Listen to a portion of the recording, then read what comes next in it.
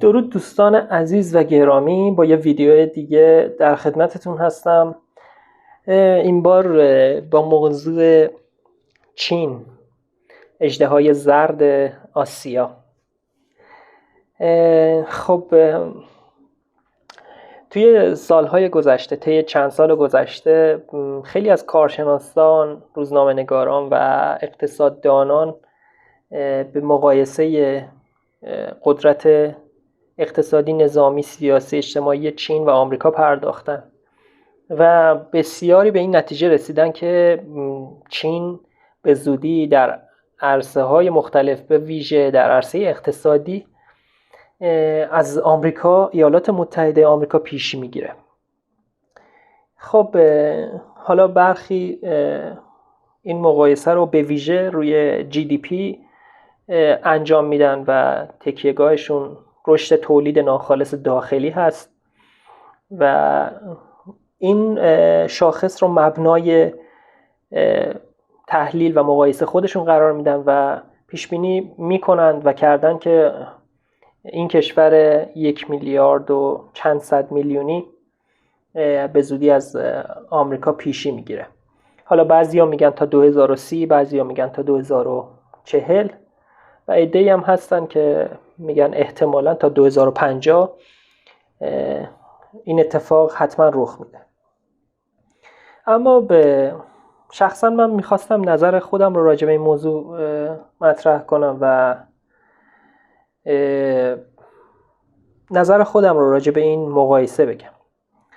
به نظر من این مقایسه تا حدود زیادی اشتباه هست.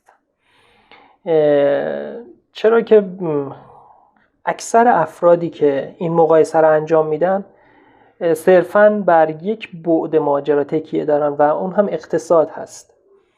من کمتر تحلیل یا یادداشت یا مقاله‌ای دیدم که به صورت جامع همه ابعاد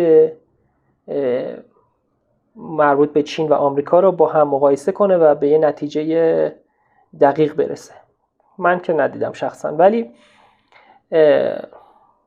نظر شخصی خود من این هست که ما با یک کشوری روبرو هستیم به اسم آمریکا. چین اگر بخواد آمریکا رو، یعنی اون برتری آمریکا رو از بین ببره یا مثلا پیشی بگیره از این کشور، به نظر من کار خیلی خیلی سختی داره به چند دلیل. ببینید، آمریکا صرفاً از نظر اقتصادی از چین جلو نیست که بخواد تو این عرصه شکست بخوره از چین.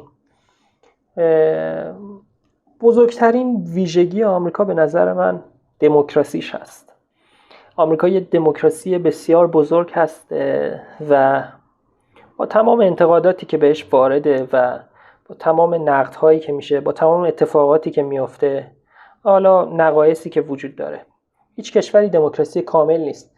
ولی به نظر من واقعیت امر این هست که واقعی ترین دموکراسی که ما در جهان داریم بدون شک آمریکاست. حتی کشورهای اروپایی به اندازه ایالات متحده دموکراسی ندارن. من فکر میکنم دموکراسی آمریکا کم نقص ترین دموکراسی جهان هست. این اولین ویژگی. و ما ویژگی های بزرگ دیگه هم داریم که میتونیم مثال بزنیم.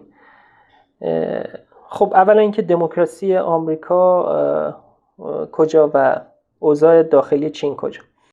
خب دموکراسی آمریکا یه ویژگی خیلی خیلی مهم و بزرگ هست. خب که تو از این نظر، از این جنبه، چین حرفی برای گفتن نداره در برابر ایالات متحده. این اولین ویژگی ایالات متحده است که این کشور رو متمایز میکنه، به خصوص با کشوری مثل چین و روسیه و کشورهای کمونیستی دیگه مثل کوبا، ونزوئلا و خیلی از کشورهای دیگه. دومین ویژگی آمریکا به نظر من، البته به نظر من که نه، یعنی این یه فکت، آمریکا صاحب ذخایر عظیم نفتیه در جهان.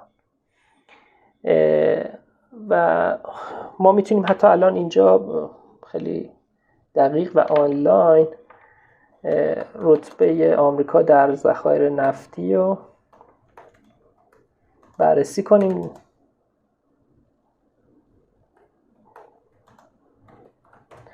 بله،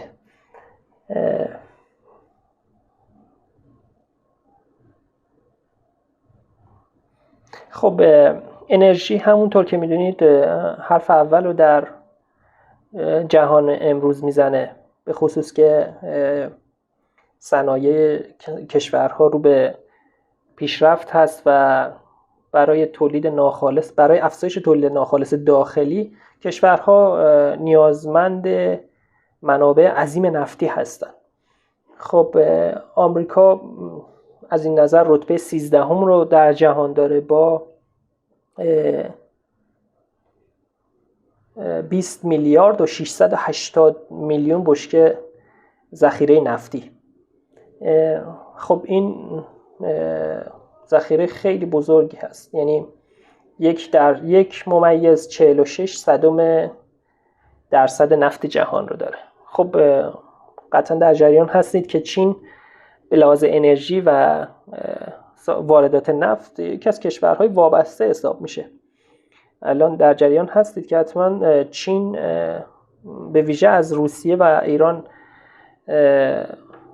منابع نفتی خریداری میکنه و صنعتش وابسته به انرژی خاورمیانه است، در صورتی که آمریکا این وابستگی رو از بین برد در دوره قبلی، در دوره ریاست جمهوری دونالد ترامپ، و فکر میکنم الان یکی از صادرکننده‌های بزرگ نفتی شده این کشور و اگر هم اشتباه نکنم روزانه 13 تا 14 میلیون بشکه نفت استخراج میکنه. خب حتی اگر نفت معمولی این کشور تموم شه، نفت شل آمریکا وجود داره که میتونه پاسخگوی صنعتش باشه. خب این دومین ویژگی ایالات متحده است که چین از اون محرومه، یعنی نفت. و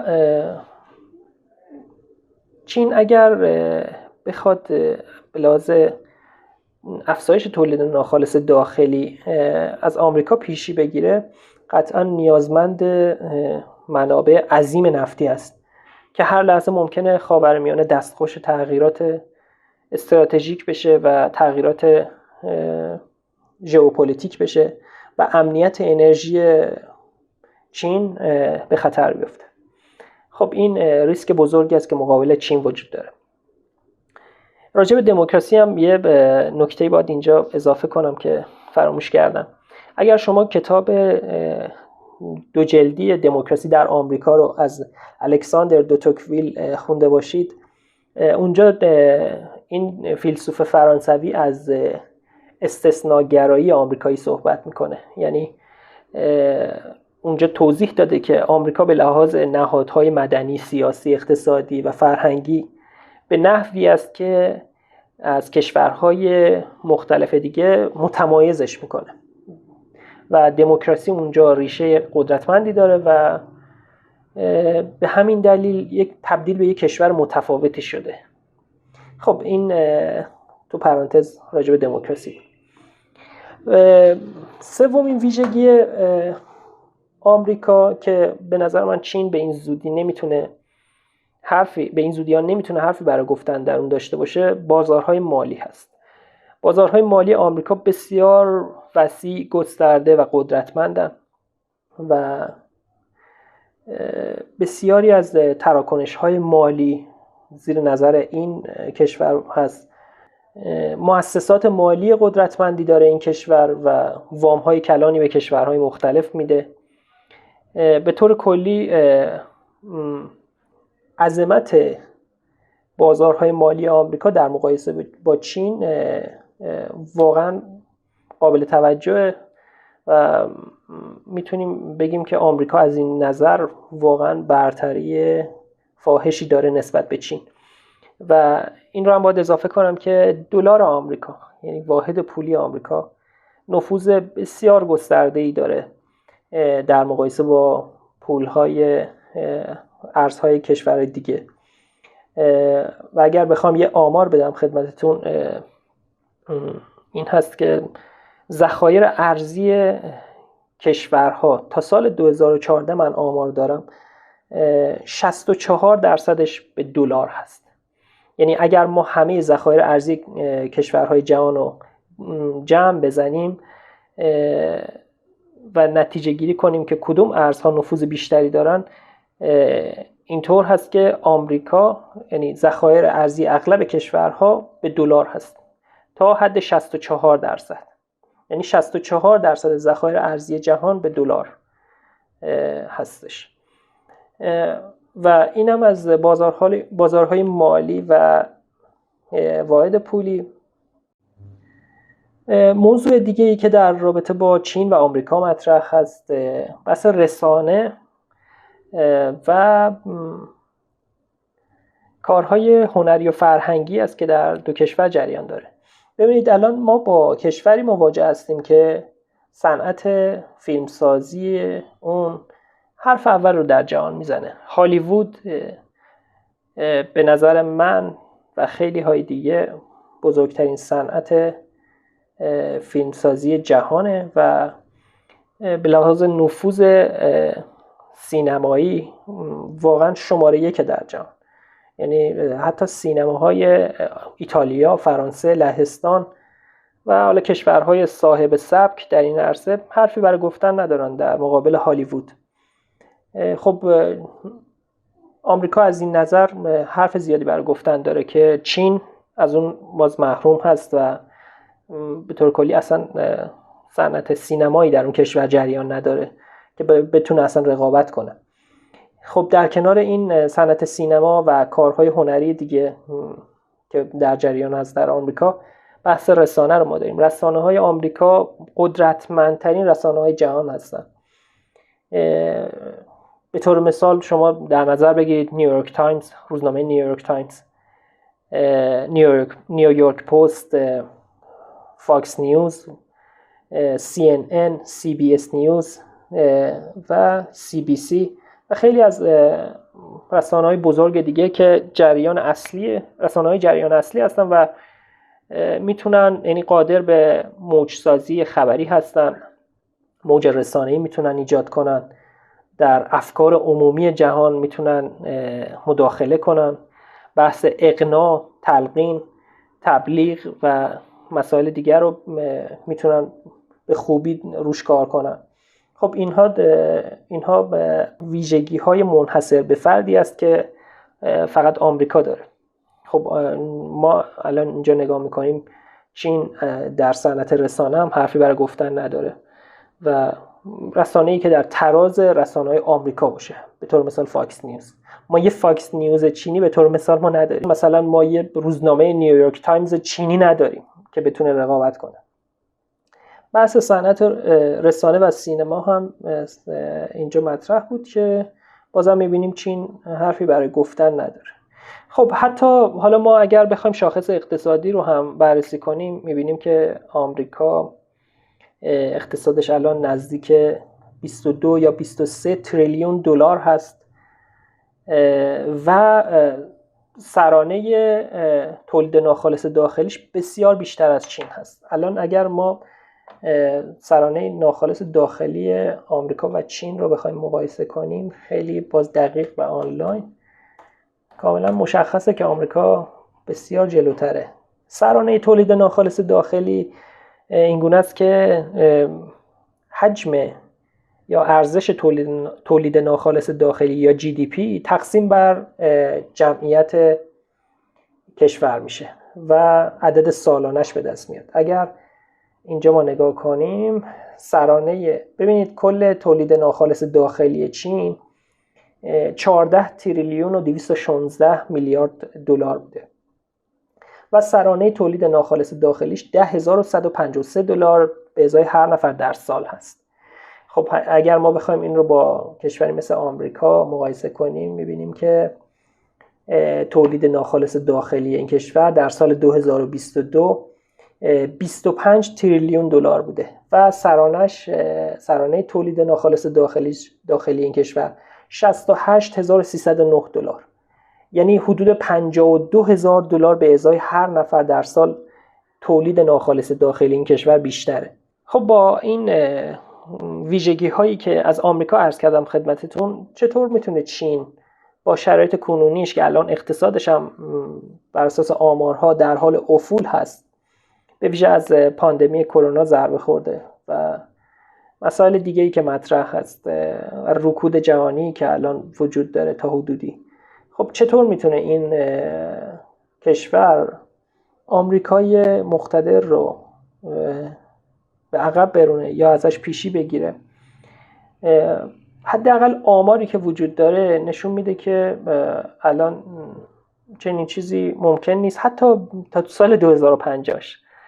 من فکر نمی کنم این برتری آمریکا از بین بره، چون آمریکا بیکار ننشسته. آمریکا داره پیشرفت میکنه، آمریکا تکنولوژی منحصر به فردی داره، آمریکا دانش فنی بالایی داره، صاحب بزرگترین شرکت‌های تکنولوژی هست، تحقیقات فضایی، فعالیت‌های فضایی گسترده و قدرتمندی داره که چین حتی 10% اونم پیشرفت نکرده. هرچند پیشرفت‌های فضایی چین بزرگ بوده ولی خیلی کار داره که به آمریکا برسه. و اینکه به این زودی این اتفاق نمیفته و تحلیل کارشناسان به نظرم به این زودی حتی برای 70 یا 80 سال دیگه هم فکر نمی کنم به حقیقت بپیونده. اگر اهل تحلیل یعنی خوندن تحلیل و مقالات خارجی باشید، اخیراً پول کروگمن اقتصاددان و مقاله نویس معروف آمریکایی یک مقاله‌ای درباره افول اقتصادی چین نوشته و در اون هشدار داده که احتمالاً چین به زودی درگیر یک بحران عظیم اقتصادی میشه، چیزی شبیه بحران اقتصادی سال 2008 آمریکا. و در این مقاله تاکید کرده که چین مثل آمریکا نمیتونه این بحران رو به خوبی مدیریت کنه و احتمالاً ضربات خیلی بزرگی از این مسئله خواهد خورد. خب ما باید تمام این ریسک ها رو هم در نظر بگیریم. یعنی اگر آمریکا و چین و آمریکا رو داریم با هم مقایسه میکنیم و مدعی این موضوع میشیم که چین به زودی آمریکا رو پشت سر میگذاره در این رقابت، باید این ریسک ها رو هم در نظر گرفت. یعنی تحلیل ها نباید بر اساس یک سری آماری باشه که الان در جریان هست. خب مقابل چین ریسک های فراوانی وجود داره، موانع بسیاری وجود داره، از جمله امنیت انرژی که عرض کردم خدمتتون و بحث تامین مالی این کشور هست، بحث منابع مختلف هست، منابع غیر نفتی دیگه، چون افزایش تولید ناخالص داخلی نیازمند تامین منابع عظیم فلزی، معدنی و سایر منابع است. اینا رو باید ما در نظر بگیریم و با وجود در نظر گرفتن ریسک ها باید ما تحلیل ارائه بدیم. و به طور کلی نظر شخصی من این هست که آمریکا برتری خودش رو در دهه‌های پیش رو حفظ میکنه، مگر اینکه اتفاقات نادر و خاصی رخ بده و این برتری از بین بره. ممنون از شما.